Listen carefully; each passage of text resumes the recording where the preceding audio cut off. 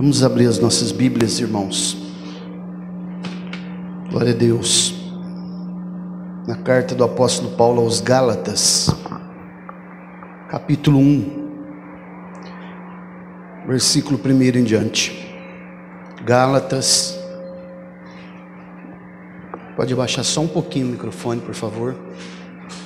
Glória a Deus. Gálatas capítulo 1, versículo 1 em diante. Texto muito conhecido, né? Todos acharam? Amém. Vamos ler a palavra do Senhor então. Paulo, apóstolo não de homens, nem por algum homem, mas por Jesus Cristo e por Deus o Pai, que o ressuscitou dentre os mortos. E todos os irmãos que estão comigo às igrejas da Galácia. Graça seja a vós e paz da parte de Deus, o Pai, e de nosso Senhor Jesus Cristo, o qual se deu por nós, por nossos pecados, para que pudesse nos livrar do presente mundo maligno, conforme a vontade de Deus e nosso Pai, a quem seja glória para sempre e sempre. Amém. Admiro-me que tão breve vos desviastes daquele que vos chamou para a graça de Cristo, para um outro evangelho, o qual não é um outro. Entretanto, há alguns que vos perturbam e querem perverter o evangelho de Cristo. Porém, ainda que alguém, nós ou um anjo do céu, vos pregasse algum outro evangelho além do que vos pregamos, que ele seja anátema. Já como vos dissemos, digo-vos agora novamente: se algum homem pregar-vos algum outro evangelho além do que recebestes, que ele seja anátema. Pois persuado eu agora a homem ou a Deus? Ou procuro agradar homens? Se estivesse ainda que agradar aos homens, não deveria ser servo de Cristo. Podemos dizer amém? Glória a Deus. Nós lemos aqui, irmãos, um texto bem conhecido, né? Meus irmãos, já falamos aqui sobre ele muitas vezes, sobre esse texto aqui, principalmente os versículos 8 e 9. Essa carta aos Gálatas, ela é de autoria do apóstolo Paulo, todos nós sabemos. Provavelmente Paulo tem escrito esta carta entre a primeira e a segunda viagem missionária. A gente tem algumas referências, por exemplo, lá nos Atos dos Apóstolos, né? No capítulo 15, provavelmente entre 48 e 50, primeiro século, depois de Cristo, né? A gente olhando para o concílio de Jerusalém, em Atos capítulo 15, a gente percebe que foi necessário que Paulo escrevesse essa que é a sua primeira carta, pelo fato de que havia uma grande controvérsia entre os cristãos judeus e os cristãos gentios, porque o que estava sendo praticado na região da Galácia, que é uma região bem abrangente, era um evangelho judaizante. Havia uma tentativa de imposição dos cristãos judeus para que os cristãos gentios praticassem a circuncisão, a guarda do sábado e assim por diante, elementos judaizantes, né? Então Paulo, ele precisa escrever essa carta para que pudesse se colocar em ordem aquilo que estava sendo anunciado, pregado, para que pudesse então estar tudo em ordem para se fazer a segunda viagem missionária. Então, irmãos, observem como é importante a doutrina, ela está sendo anunciada de forma correta, né? Hoje há no mundo, no Brasil, no mundo, né? debates teológicos, a própria igreja hoje, muitas pessoas que frequentam a igreja, elas não conseguem entender o fato pelo qual é necessário ter os apologistas, aqueles que defendem a fé. E há um pensamento muito equivocado, como eu já falei para os irmãos aqui, muitas vezes, até por pessoas que frequentam as igrejas tradicionais, ortodoxas, que não precisa tanta coisa assim para se servir a Deus, né? Não há necessidade de ficar se batendo nessa tecla. O importante é crer em Jesus e que todos aqueles que falam de Deus, da Bíblia, são irmãos e que todos eles nós devemos estar unidos com todos eles para que a igreja de Cristo esteja unida. Mas quando a gente vai olhar para a Escritura, nós percebemos que não é assim. É necessário que haja uma propagação do Evangelho puro e que os marcos antigos do Evangelho, os pilares da palavra de Deus que nós aprendemos, não sejam removidos, porque senão a tendência é que piore cada vez mais, né? Nós estamos vendo aqui um culto como esse hoje, um culto de ensino, a igreja vazia, porque não há mais expectativa e não há mais aquele primeiro amor em se aprender a palavra de Deus, né? Se você perguntar para alguém, você ama a palavra de Deus? Alguém que frequenta uma igreja, ele fala, amo. Mas quem ama a palavra de Deus, ele tem sede, anseio, anelo na sua alma por aprender a palavra de Deus. Então Paulo, ele escreve essa carta aqui entre o ano 48 até o ano 51, mais ou menos, trazendo aqui um embasamento muito sólido a respeito do que é o Evangelho puro, cristocêntrico, não o Evangelho diluído, né? Híbrido, misturado, secularizado, um Evangelho que não precisa de renúncia, não precisa de mudança, e que Paulo vai deixar bem claro aqui que realmente, inclusive é a razão para ele escrever esse Evangelho, é que havia uma apostasia dentro do contexto das igrejas que estavam na região da Galácia. Eles abandonaram a fé que eles receberam. Aquele evangelho puro estava sendo desconsiderado.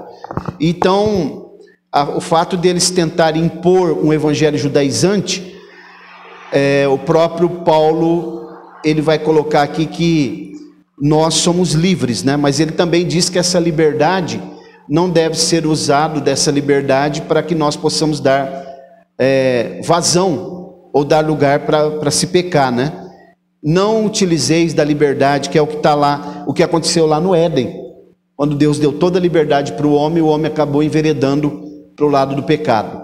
E Martinho Lutero, como era um grande estudioso das Escrituras, sobretudo dessa carta, ele denomina essa carta aqui como carta magna, maior da liberdade cristã.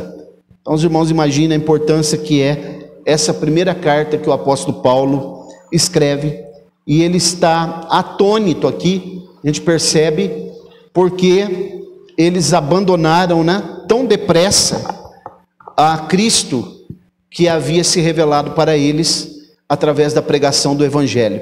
Irmãos, vocês acham que está diferente hoje? Quantas pessoas, né, que nos deixam atônitos, você olha e fala, esse aí está firme. Esse, de repente, cadê aquele irmão, aquela irmã, aquela pessoa, sumiu, enveredou por outros caminhos, deixou a obra de Deus, a igreja, o ensinamento das Escrituras, porque ele acha que o Evangelho é algo muito pesado, né? Muito duro. Então, eles renunciaram o Evangelho cristocêntrico, puro, que o próprio Paulo havia ensinado os apóstolos, e enveredaram, né? Trocaram por algo mais light, algo que eles acreditavam ser a verdade. Mas observando bem o texto aqui, nós percebemos que a partir do versículo 6, do 6 até o 10, nós encontramos aqui exatamente a descrição que Paulo vai dando, quando ele fala, a partir do 6, admiro-me que tão breve, tão rapidamente, tão depressa, né, estejais se desviando, ou se desviastes daquele que vos chamou para a graça de Cristo, para um outro evangelho. Ok? Essa palavra outro aqui, irmãos, você sabia que a palavra outro aqui é a palavra hétero, do grego? Quando a gente fala uma pessoa é heterossexual, é porque ele é atraído pelo sexo oposto, um sexo diferente do dele. A palavra outro aqui é essa, hétero, é um evangelho diferente daquele que havia sido ensinado, pregado. Um evangelho diluído, um evangelho misturado, isso é chamado de galacianismo, né? Galacianismo, um evangelho misturado com elementos do judaísmo.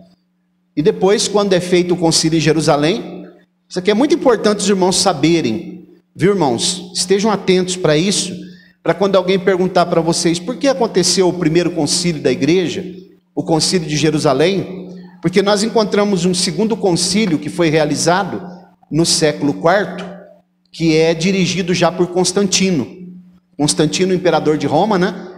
Que não deveria estar dirigindo aquele concílio, chamado concílio de Niceia, no quarto século, que é quando se lança os pilares da igreja romana, católica romana, porque até então muita gente diz assim, a igreja católica foi a primeira. Isso não é verdade. A primeira igreja foi a igreja primitiva, não tinha essa conotação de católica. A palavra católico significa universal, né? Ela veio no quarto século, quando Constantino preside esse concílio, o concílio de Niceia, e depois vai haver uma série de mudanças, inclusive quando você perceber aí, se você olhar para a igreja católica, né, quando há um lugar onde há um bispo, o bispo ele comanda uma diocese, né, que é o lugar que comanda várias igrejas da região. Diocese, sabia que isso daí significa Deus e César? Diocese, é o latim, né? Deus e César. Por quê? Porque agora não era só Deus mais que era o comandante da igreja, agora era o César, chamado Constantino, porque César é um título, que também dirigia a igreja. Então isso é muito sério, né? O Paulo, ele já começa essa carta dizendo assim, Paulo, servo apóstolo, não de homens, mas de Jesus Cristo, de Deus e Jesus Cristo. Porque quando a gente lê o capítulo 13 dos Atos dos Apóstolos, a Bíblia diz que eles estavam em Antioquia, da Síria, e houve ali um avivamento, e aprove ao Espírito Santo que apartai-me Barnabé e Saulo para a obra missionária, para a obra que eu tenho, para o ministério. E eles estavam orando e jejuando. Então a igreja deve ser dirigida segundo os princípios da palavra de Deus, segundo a orientação que é recebida pela oração, pela consagração, pelo jejum. Não dessa maneira, né? Um concílio dirigido por Constantino. Embora Constantino era analfabeto, mas era um político, né? Muito hábil, muito sagaz.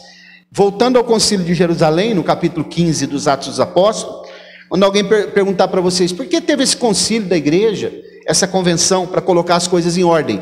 Justamente para que a doutrina, a teologia que estava sendo ensinada, fosse ensinada de modo coerente. Terminando o concílio, depois das diretrizes que foram adotadas lá, foi mandado memorandos circulares para todas as igrejas, a partir de Jerusalém, que era a igreja sede, e então Paulo vai escrever essa carta aqui, corrigindo, admoestando e corrigindo tudo aquilo que estava sendo praticado na região da Galácia. E eles estavam apostatando, irmãos, para seguir um evangelho totalmente diluído, um evangelho que não era um outro evangelho. Não era a palavra aqui, ele não vai utilizar a palavra halos. Halos significa um evangelho, o evangelho que eles já tinham ouvido, né? Que é o evangelho igual o que eles tinham ouvido. Tudo aquilo que nós ouvimos precisa estar em consonância com o que nós aprendemos aqui, pela palavra de Deus. Vocês tem que ser igual, né? Um evangelho igual ao que nós estamos aprendendo. Nós precisamos ficar naquilo que nós estamos aprendendo aqui há muitos anos. Se vocês ouvirem um evangelho que ele é hétero, outro evangelho, diferente daquilo que está sendo ensinado, por que Paulo vai dizer seja anátema? Quer dizer, vocês receberão a maldição de Deus. Até um anjo do céu, até um anjo, ou nós mesmos, pregaram um evangelho outro, héteros, outro, diferente, vocês vão receber, nós receberemos a maldição. E olha porque Paulo estava muito familiarizado com questões de maldição que vinha de Deus, porque os judeus acreditavam piamente nas maldições que Deus podia dispensar, lançar sobre os homens. Então Paulo não está brincando aqui no versículo 7, o qual não é um outro, entretanto, para entender 7, tem que ler com bastante atenção o 6. Admiro-me, estou atônito, estou perplexo, como com tanta rapidez, breve, vos desviastes daquele que vos chamou para a graça de Cristo, para um outro evangelho, aí o qual não é um outro. Olha aqui, entretanto, há alguns que vos perturbam e querem perverter o evangelho de Cristo. Esses outros que queriam perverter eram pessoas que estavam dizendo que o apóstolo Paulo estava pregando um evangelho para agradar os gentios, porque eles queriam que o Paulo ensinasse um evangelho que estivesse atrelado com a lei, com os elementos do judaísmo. Ao Paulo não fazer isso, ele estava dizendo, Paulo está ensinando aí um evangelho que não é, ele está apenas querendo ganhar terreno, popularidade, ganhar simpatia dos gentios. Por isso que ele não está ensinando um evangelho que está atrelado com a lei, que é o que eles queriam fazer, né? Mas que na verdade esse não é o evangelho de Cristo. Uma igreja, irmãos, que adota elementos do judaísmo, né, nos cultos, nós não precisamos de mais nada disso. Não só isso, mas já pensou, irmãos, uma igreja que você sabe que abriu uma igreja ali que precisa ser circuncidado para fazer parte dessa igreja, ou guardar o 7º dia, o dia do sábado mesmo, da semana, como regra, ou outras coisas que a gente vê adotando aí nós podemos aqui abrir um leque, né, de coisas que a igreja contemporânea aderiu, modismos, e tanta coisa aí que a gente vê que não está de acordo com as escrituras, tantos modismos, tantos elementos que foram introduzidos no culto, na liturgia do culto, como eu já falei muitas vezes aqui, igrejas que são pintadas de preto, né? Pintadas de preto por dentro, jogos de luz, tantos elementos secularizados do mundo aí, inseridos na liturgia. Trocaram a tribuna, né? Isso aqui, irmãos, essa tribuna aqui, ó, ela tem um porquê, ela está aqui, essa tribuna. Lê o livro de Esdras, vocês vão ver de onde vem essa tribuna, né? Porque embora a nossa doutrina, a religião do cristianismo, ela é uma cultura judaico-cristã, mas nós não podemos pegar os elementos do judaísmo, como que acontecia no tabernáculo, imolação de animais, e tanta coisa que o judaísmo, toda aquela lei cerimonial, infiltrar na igreja. Hoje, ao invés de usar uma tribuna como essa aqui, ó, tem muitos lugares aí que usam um tambor, né? Um latão daqueles grandes, acho que é 200 litros, né? De 200 litros. Aí eles fazem uma decoração ali, uma pintura, um adesivo, pinta de preto também. Tudo isso é utilizado para atrair jovens. É uma prancha, né, como uma igreja que chama Bola de Neve, que é uma bola de neve mesmo, que tem uma prancha de surf, é a tribuna. Tanta coisa. Igrejas que são adeptos da teologia inclusiva, que pessoas do mesmo sexo podem estar ali como membros da igreja, que casaram entre elas, ou melhor, eu até me recuso de falar essa palavra casamento, né? Mas pessoas que estão vivendo em comum juntos, né? Estão vivendo como se fossem pessoas casadas, união estável, e eles estão ali, até os pastores dali também são casados com pessoas do mesmo sexo, teísmo aberto, né? Igual nós estamos vendo há poucos dias aí, eu coloquei um vídeo no grupo da igreja, de um cidadão que se autodenomina pastor de uma grande igreja lá em São Paulo. Sabe o que esse cidadão estava ensinando? Vocês não vão acreditar. Quem viu o vídeo lá ficou atônito. Ele estava ensinando que quando Jesus foi falar com a mulher samaritana, e eu já ensinei os irmãos sobre isso aqui, o que aconteceu naquele contexto, que Jesus fala de uma água que fazia ela saltar para a vida eterna. Ele diz que Jesus estava ensinando para aquela mulher a sua virilidade, que Jesus queria ter um filho com aquela mulher, que essa água que ele está falando, na verdade não era água, uma água espiritual, mas que Jesus estava falando de esperma para aquela mulher. Quanta porcaria que essas pessoas estão ensinando. Esse é o mesmo que disse que a Bíblia precisava ser atualizada. Heresia, herege de carteirinha, isso é outro evangelho. Isso é um evangelho hétero, diferente daquilo que nós aprendemos, diferente do que a Bíblia ensina, do que a Torá ensina, dos profetas, os apóstolos e o próprio Jesus, diferente do que os nossos pastores antigos nos ensinaram, irmãos. O zelo pela palavra, o zelo pela doutrina da palavra de Deus. Nós precisamos voltar-se para a Escritura. A Escritura é a nossa direção, a Escritura é o nosso paradigma, é o nosso farol. Nós não podemos. A apostasia, irmãos, ela está aí. É o que estava acontecendo na Galácia. Abandono da fé. Por isso Paulo está admoestando, né? Olha o que ele diz no versículo 8. Porém, ainda que alguém, nós, ou um anjo do céu, vos pregue algum outro evangelho, além do que vos já pregamos, seja anátema. Agora, olha o versículo 9. Como já vô-lo dissemos, dá uma impressão aqui que Paulo está falando do versículo 8, né? Olha o 8, ó.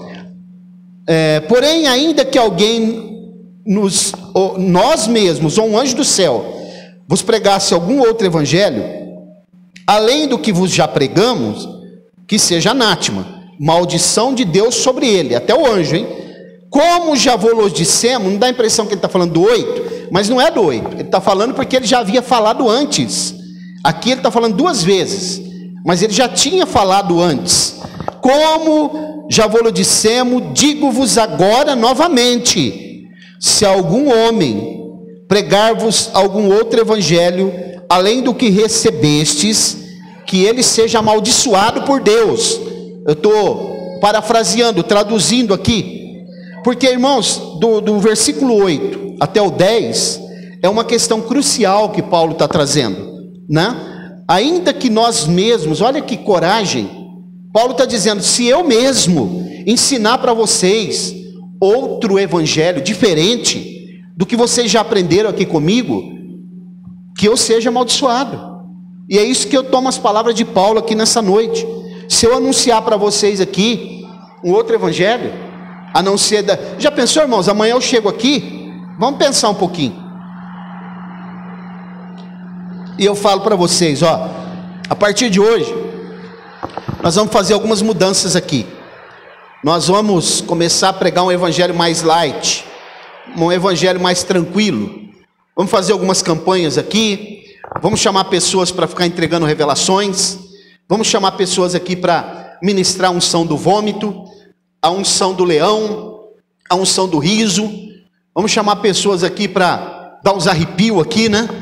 E, enfim, e a doutrina da salvação, mudar a doutrina do pecado, começar a dizer para vocês, ó, na verdade isso aqui eu ensinei que era pecado, mas não é bem assim não. Vamos ler aqui, que eu vou reler a Bíblia com vocês aqui, e nós vamos ver que não é bem assim, não foi bem assim que Jesus falou, né? Tirando os textos do seu contexto, fazendo uma hermenêutica aqui, ao meu bel prazer, uma exegese, injetando o meu pensamento, aquilo que eu penso nas Escrituras, porque aqui tem uma palavra-chave crucial, que você deve acompanhar comigo, que eu quero que você preste bem atenção. Versículo 9, versículo 10, ele diz assim, ó: pois persuado eu agora a homens ou a Deus?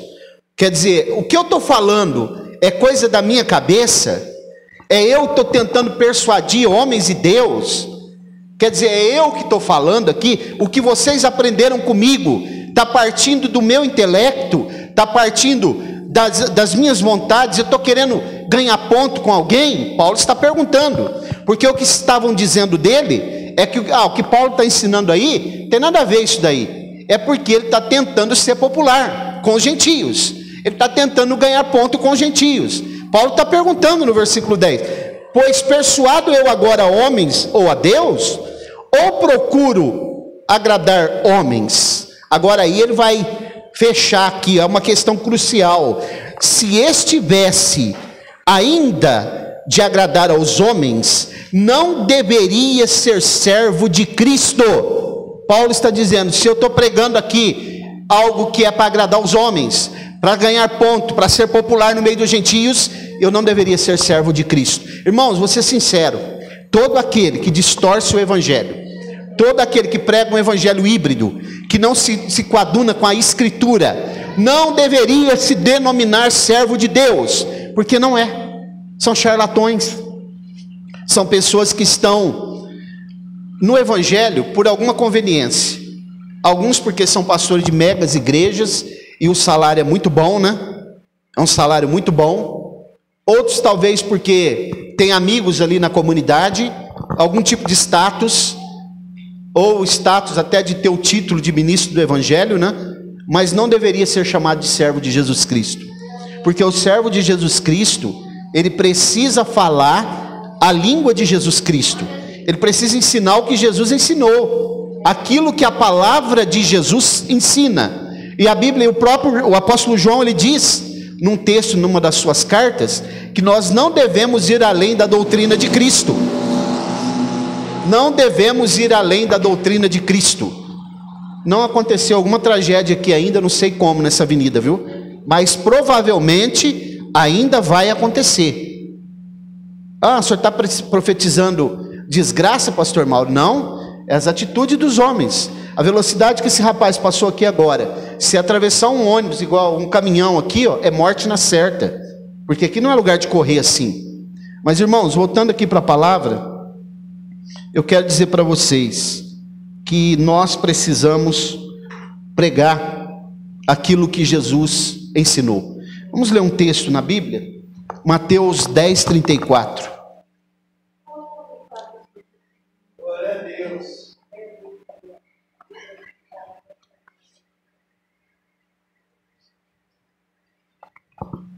Paulo, o apóstolo Paulo não era um sectário.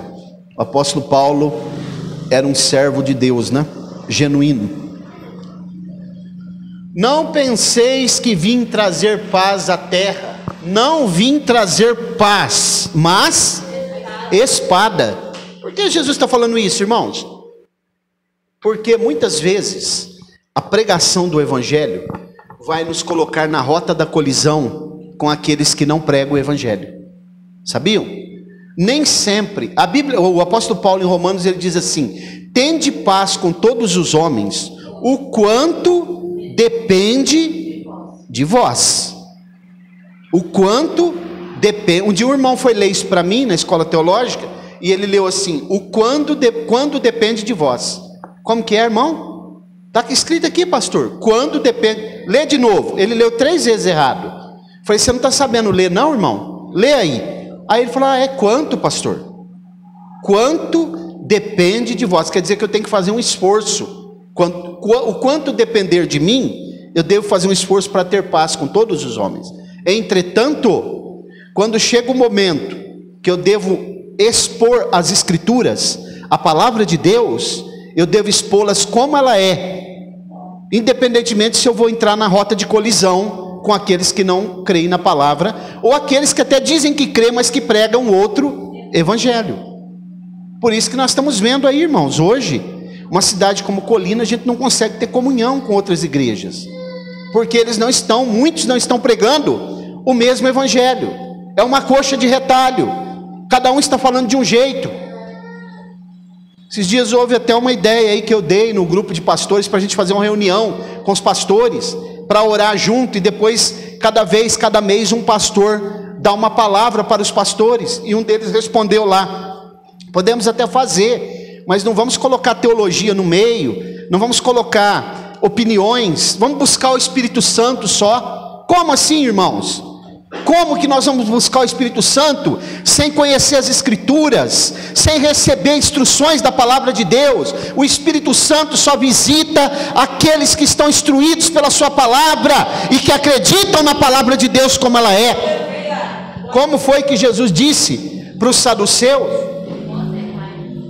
Vós errais, não conhecendo as Escrituras e nem o poder de Deus. Porque para se ter poder de Deus, eu preciso conhecer as Escrituras. Da onde é que emana o poder de Deus?